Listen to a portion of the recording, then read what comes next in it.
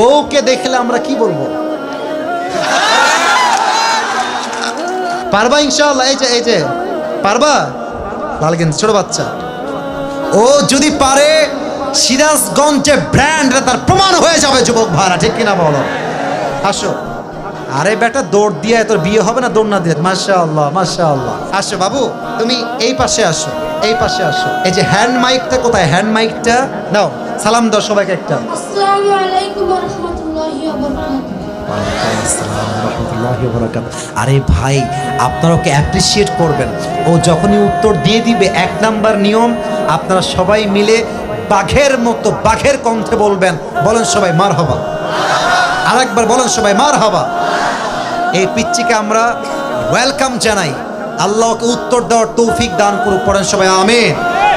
ওকে আমি খুব সহজভাবে প্রশ্ন করবো, আশা রাখবো সে পারবে। বলো তো, আমার নবীর গায়ের চামড়ার রং কেমন ছিল? পারবে? সাদা সুন্দর না লাবণ্যময় সুন্দর? বলো সবাইকে। লাবণ্যময় সুন্দর।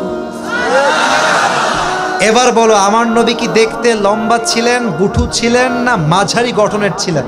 মাঝারি গঠন। আল্লাহ বলেন সবাই মারহাবা। এবার বলো, আমার নবীর চেহারায় দাড়ি কি ছোট ছিল না চাপ দাড়ি ছিল? চাপদারি।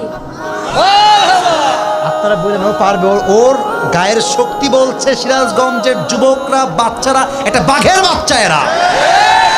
এবার তুমি একটু বুঝে শুনে উত্তর দাও। নবীর চুলের যে কাটিংটা ছিল, কাটিং এর নাম কি ছিল? আরে বলেন সবাই মারহাবা। এবার বলো তো, নবীর হাতের তালু কেমন ছিল? নবীর হাতের তালুটা এটা কি শক্ত ছিল না মোলায়েম ছিল? মোলায়েম ছিল। ওকে অপশন দিলে যে রাইট অপশন সেটাই সে চুজ করছে। বলেন সবাই মারহাবা। 1 নাম্বার সে পাস, 1 নাম্বার সাবজেক্ট শেষ। 2 নাম্বার বলো তো, আমার নবীর সম্মান আল্লাহ বোঝাবার জন্য যখন মালাকুল মত নবীর কাছে আসলেন, নবীর রূহ কি এসেই কবজ করলেন, নবীর কাছে পারমিশন চাইলেন? পারমিশন চাই। বলেন সবাই মারহাবা। আচ্ছা বলো তো, নবীর আদর্শের ক্ষেত্রে নবী বাবা হিসেবে যখন ফাতেমাকে বিয়ে দিবেন, ফাতেমার কাছে এসে, এটা ওর জন্য বোঝা একটু কষ্টকর, তাই বোঝাবার স্বার্থে সহজ করছি। বাবা হিসেবে ফাতেমার কাছে এসে নবীজি কি বললেন বিয়ের ব্যাপারে? হ্যাঁ থামেন, না থামেন, বলবে। এসেই বললেন বিয়ে দিয়ে দিব, না তুমি রাজি আছো কিনা মা তাই বলো, কি বলেছেন? তুমি রাজি আছো?